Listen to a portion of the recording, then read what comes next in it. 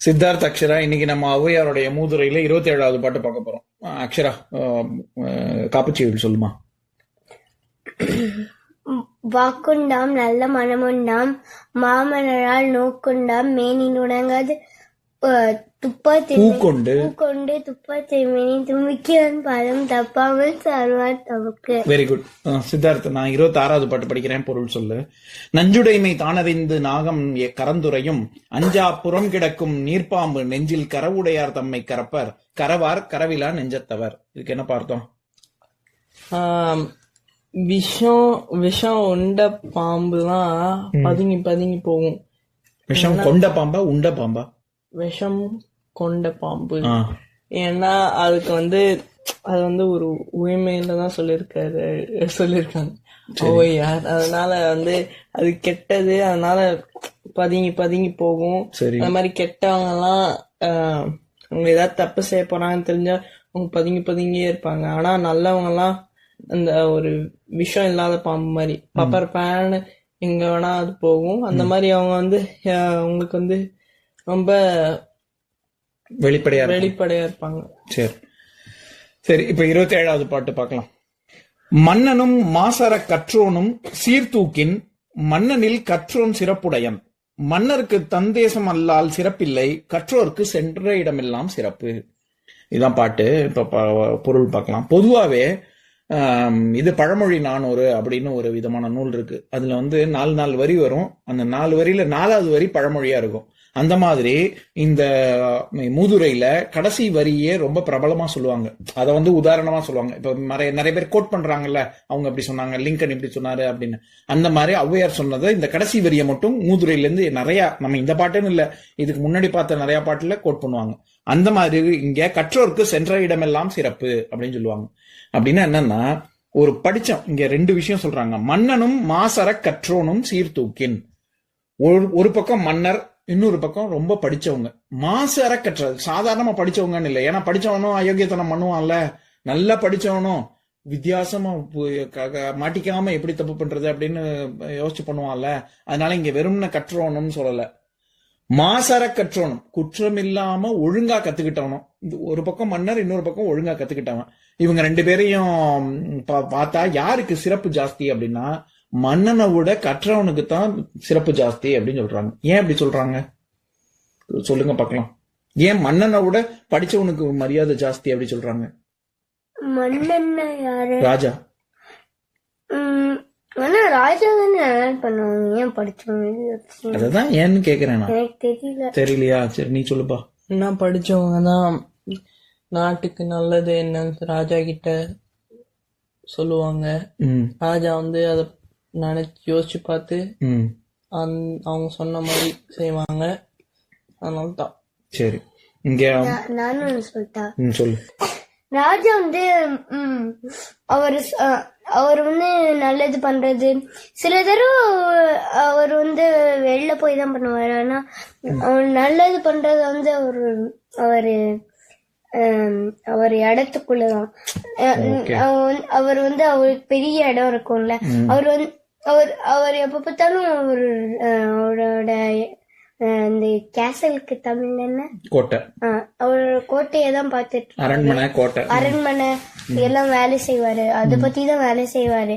வெளிநாட்டுக்கும் நல்லது பண்ணுவாரு. ஆனா ஏதாவது பிரச்சனை வந்தது, இல்லாட்டி யாருக்காவது உதவி, ஒரு பெரிய உதவி வேணும் அப்படின்னா தான் அவர் உதவி செய்வாரு.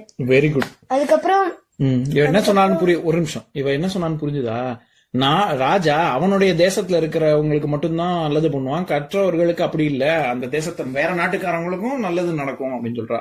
அடுத்தது. அதுக்கப்புறம் நாட்டுக்காரங்க அவங்க எப்ப பார்த்தாலும் அவங்களும் வீட்டுக்குள்ளதான் இருப்பாங்க. ஆனா அவங்க எப்ப பார்த்தாலும் நிறைய பேர் வெளியில வருவாங்க, நிறைய பேர் எல்லாம் பண்ணுவாங்க. அதனால அவங்க வெளியில வரும்போது அவங்கதான் நிறைய உதவி செய்வாங்க.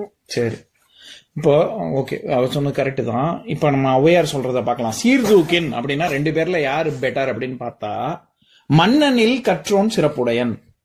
நீங்க சொல்ற மாதிரி கற்றவர்களுக்கு தான் சிறப்பு. ஏன்னா மன்னருக்கு தன் தேசம் அல்லால் சிறப்பில்லை.